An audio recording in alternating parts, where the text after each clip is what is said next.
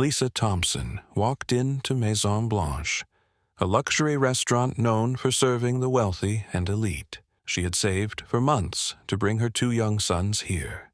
Tonight was supposed to be special, but she never even made it to a table. A manager blocked her path, looking her up and down. His tone was cold. "I'm sorry, but we don't serve people like you here." Laughter, whispers from nearby guests. Humiliation burned inside her. That night, Lisa made a silent promise. Years later, she returned. This time, as the owner. Lisa Thompson was a hard-working single mother. She worked 2 jobs, balancing long shifts and sleepless nights just to give her sons a life she never had. Her boys, Jordan and Malik, were young but full of dreams. They had seen fancy restaurants in movies, but never in real life. One day, Lisa decided to treat them. She had saved for months, cutting expenses, working overtime. It wasn't easy, but she wanted this night to be special. Maison Blanche was one of the most prestigious restaurants in town, a place where the rich and powerful dined, where chandeliers sparkled, and where servers treated guests like royalty. But as soon as Lisa walked through the doors, the energy shifted. Eyes turned, whispers started, and then came Richard Collins, the manager, a man who measured people not by their character, but by their appearance. Lisa held her head high. She had worked hard for this moment. But Richard saw only what he wanted to see. His voice was clipped. "I'm sorry, but we have a strict dress code." Lisa glanced around. She and her boys were dressed neatly, just not in designer labels. She started to protest, but Richard cut her off. "This isn't a place for people like you." A pause, silence. Then the humiliation sank in. Lisa turned, taking her son's hands. But as she walked out, she made a silent promise. One day, she would return. Lisa walked out of Maison Blanche that night with her head held high, but inside, she was breaking. Her sons, Jordan and Malik, held onto her hands tightly, confused and disappointed. "Mom," Malik whispered, "why did they ask us to leave?" Lisa's chest tightened. How do you explain racism to a child?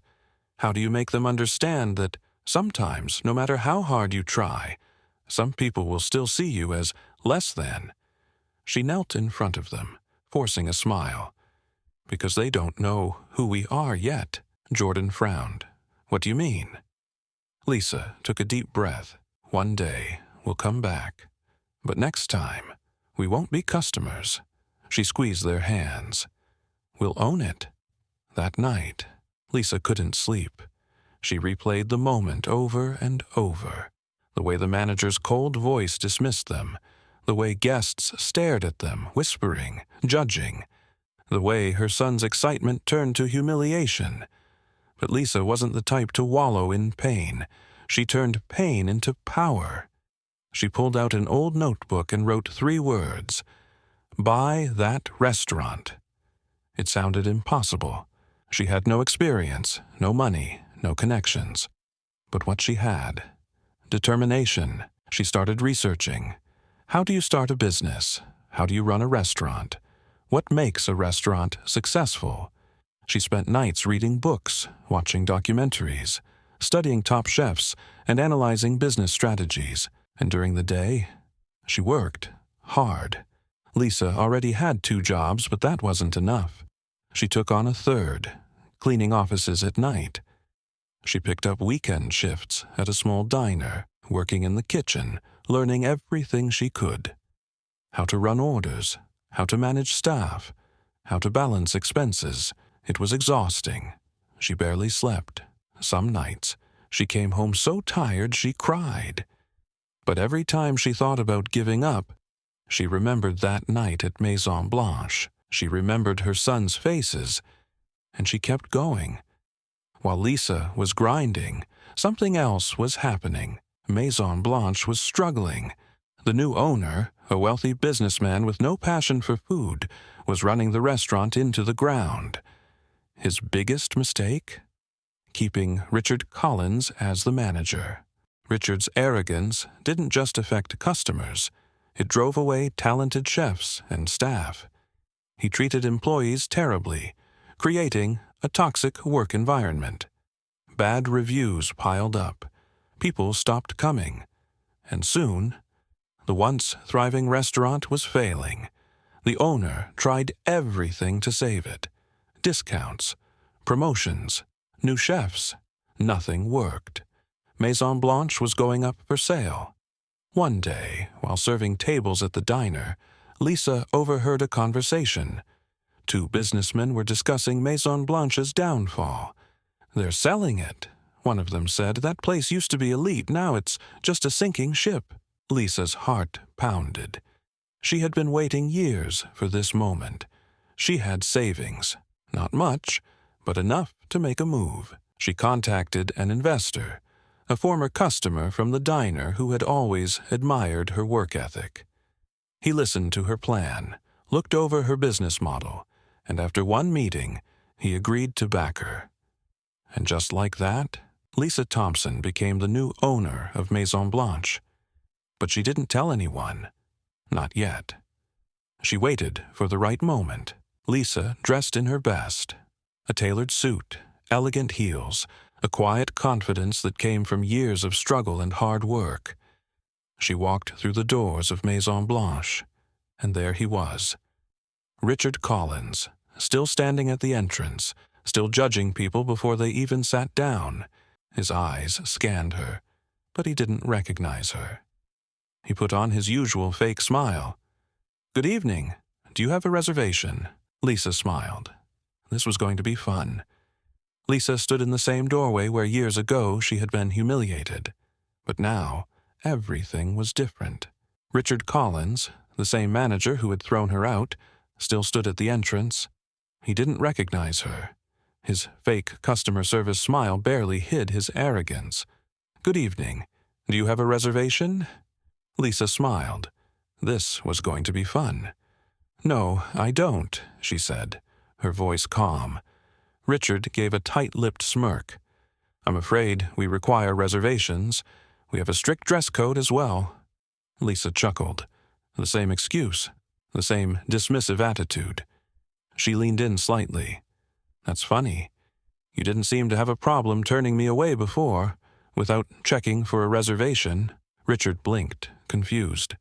"I'm sorry. Have we met before?" Lisa's smile didn't fade. "Oh, we've met. You don't remember.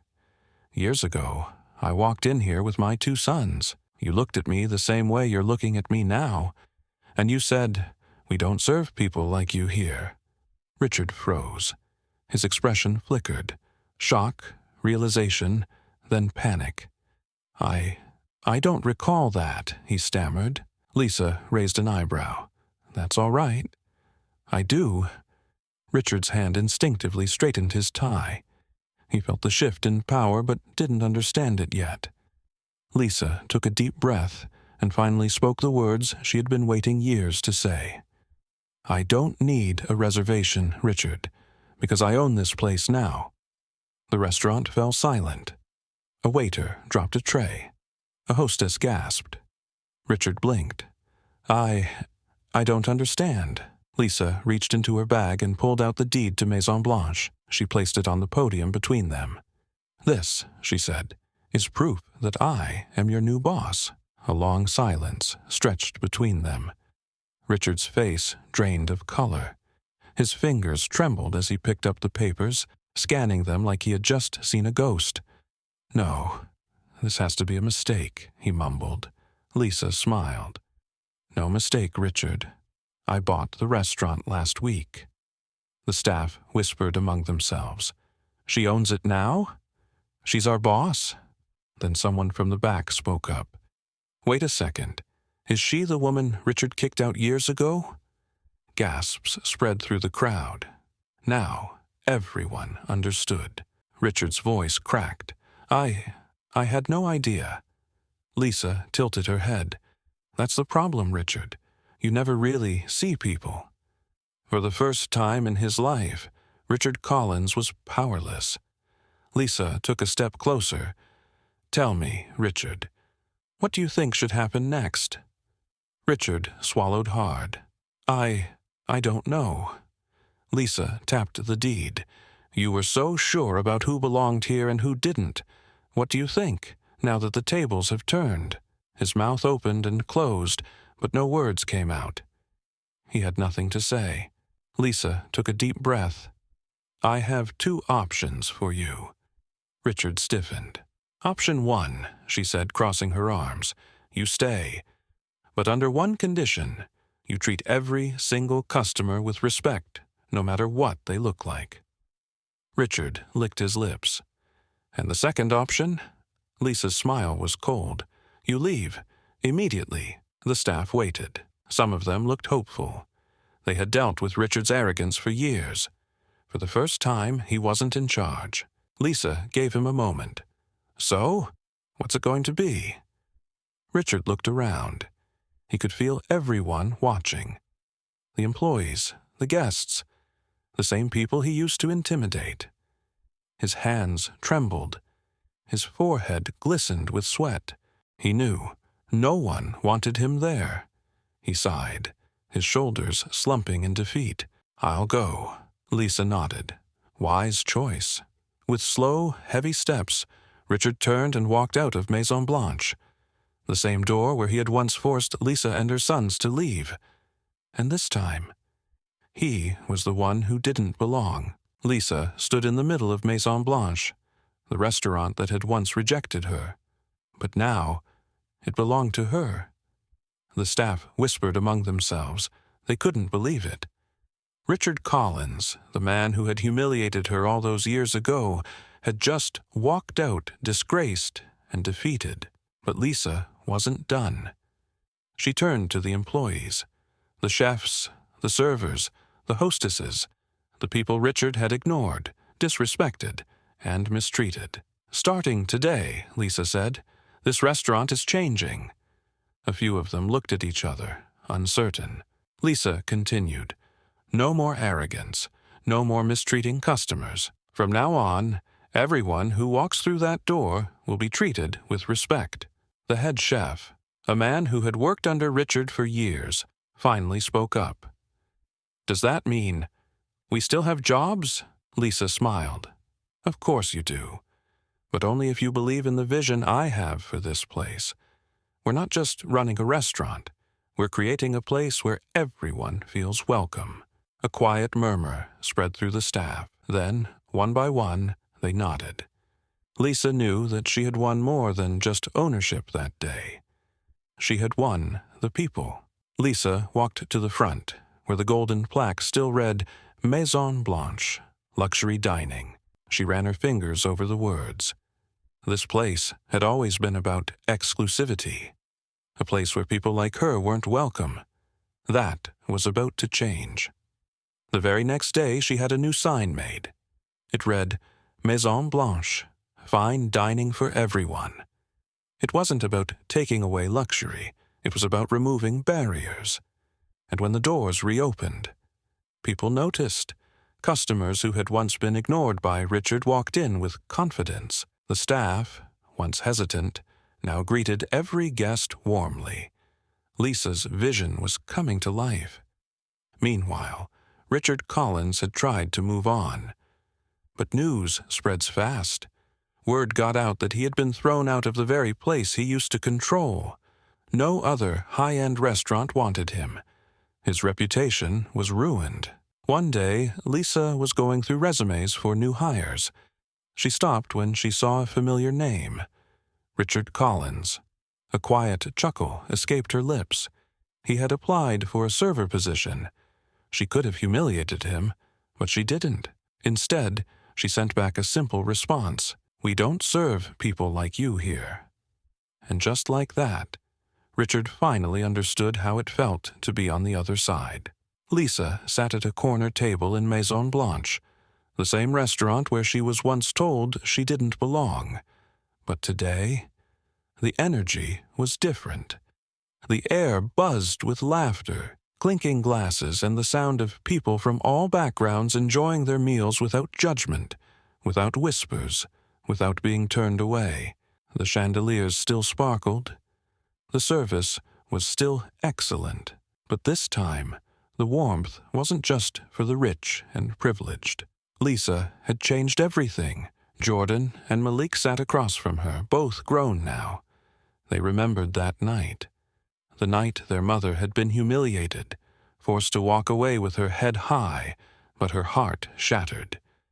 Jordan looked around, shaking his head in amazement.